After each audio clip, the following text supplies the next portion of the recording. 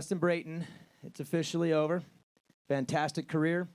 First off, I want to say on behalf of everybody, congratulations. It's been fun to cover you and fun to watch you and succeed in the way you did it. So first off, congratulations. And I know you've been asked this question a lot, but I'll ask it one more time. Just the emotions now that it's all sinking in. I know you got the family here. There's a lot of people that are excited to celebrate with you, but the emotions you're feeling now that this chapter's closed.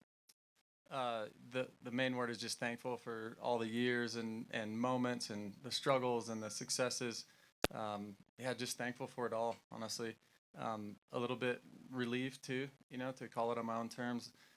That's hard to come by a lot of times. So yeah, just thankful for so many things. And main thing too, the people in the industry, and so many great people, so many lifelong friends that I'll cherish for the rest of my life. I asked you this at the press conference about a moment that stuck out for you. Daytona is obviously the big one. You mentioned that first podium in Anaheim. Where does this night stand? Again, the results aren't at the best you've ever done, but this would be the big night where you knew it was coming. Where does this night stand for you?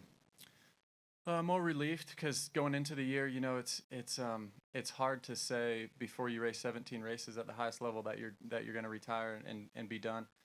So that's been the thing that I've been struggling with all year, is like trying to push and get good results, but then also enjoy it. And it's hard to do both. It really is. And I noticed that this year with, man, I'm just going to enjoy it and soak it in. And then, I wasn't doing that well on the track, or wasn't, maximizing my potential on the track. And then I just kind of went back to work and started to get some better results, which that's fun, right? That's at this level, it's really fun to do well. And so yeah, that's the main thing, is just thankful, a little bit relieved that we got through all 17 and on to the next chapter. Jamie. Jamie, Moto X Pod Show. So I just want to know the last gate drop, the last lap. Like, how did that feel? Was it any different than normal? Just those special moments? No, not really, because you're so locked in. Like, you have to be so focused to race at this level. And the whoops were challenging tonight. The track definitely kept us on our toes. So there was never a moment where I'm like, oh man, this is so fun, and I'm just glad that, you know what I mean? Like, it's hard to do that, So I was trying to do the best I could. Seventh was kind of my place, I couldn't match the top 6 guys. So I thought if I could maximize my, where I should be, I was going to be happy, and that's what we did. So the lead group of guys, it's unbelievable. The talent and just how fast they're going. It's crazy. I've been around a long time, obviously, and how Jason's riding, kudos to him. It's just crazy. Chase, the level's just so high, and that's part of the reason. I've raced at the front for a long time, and I'm really no longer can do it, to be honest. And last year getting a podium was awesome at age 37, and this year just a tick off of that front group. And whether it was off-season prep or whatever it was, I had to live with it, and so to maximize where I should have finished tonight was good. Kellen. Yeah, Kellen Brower with Racer X. Justin, congratulations, first of all, on your career. When you think of like maybe putting results aside, maybe from like how you carried yourself through your career, the hard work that you put in to get where you are, what would you say you're most proud of from your career? I think just the way I did it, with going all the way through high school, playing stick and ball sports all growing up, wanting to be a bull rider at one point. Like, there were so many times in my life where I'm like, oh, I want to do this, I want to do that. And then once I figured out that I was somewhat decent at motorcycles, is like I tried to focus on that and really put in the time. And yeah, so I think that's the biggest thing, just how we did it. And I've stayed really true to my roots. I've got a lot of friends and family here today, and it's all friends that I grew up with in Iowa, small town Iowa, of a 20,000 population town, and so yeah, many moments that I'll cherish, but I'd say that's probably what I'm most proud of. Alex Gobert. Thanks, Alex Gobert, MotoOnline.com. Congratulations on your career. What do you think the emotions will be like as you go into the the coming weeks, to realize that the career is done? It'll be interesting for sure. As I sit here today, it's yeah, thankful and relieved and all that. But as we're transitioning, moving back to my hometown in Iowa, 3 young kids that I mean, I'll be a T-ball coach here in about a month. So go from racing Supercross to being a T-ball coach.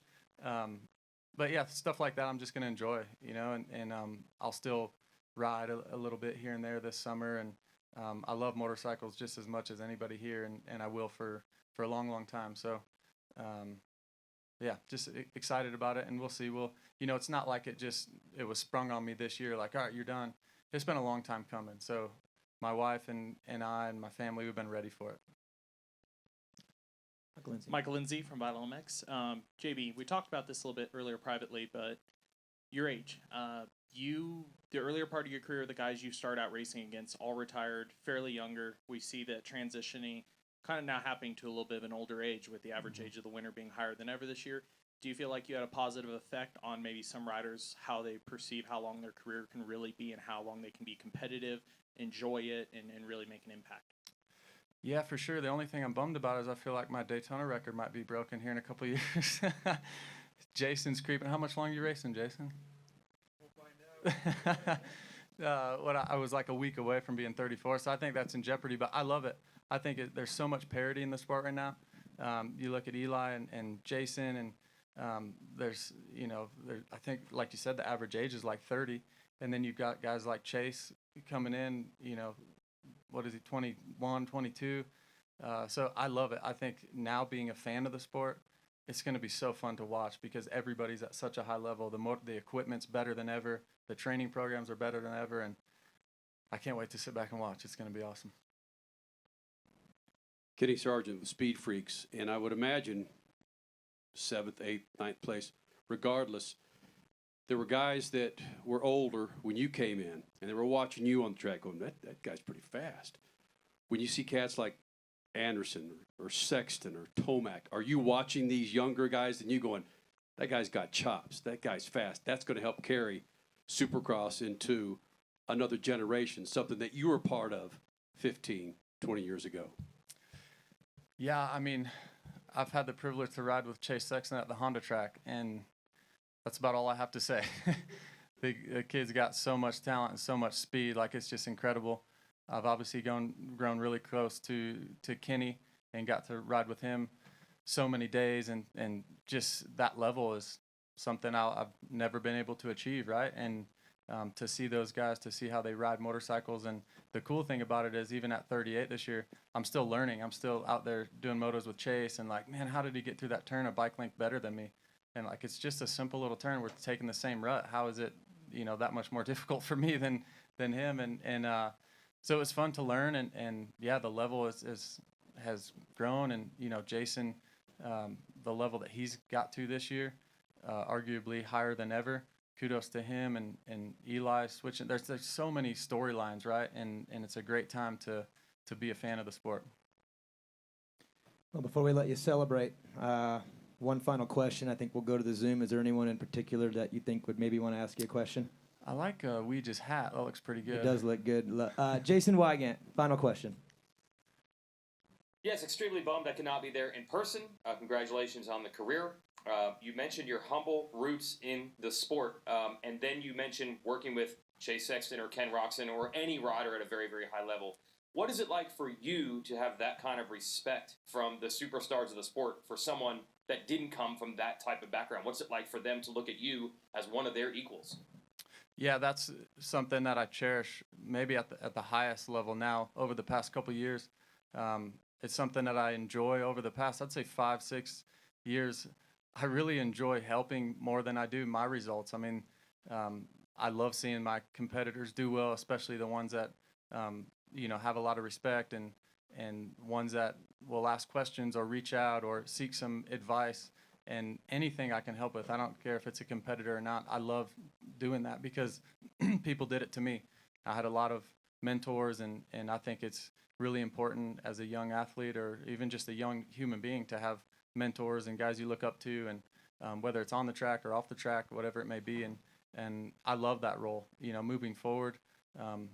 If I could slot in and make a difference in somebody's life, and maybe a little bit on the track, I would absolutely love that. So it's been a really cool thing over the last several years for sure. Well, one final time, Justin Brayton. Yeah, thank you guys.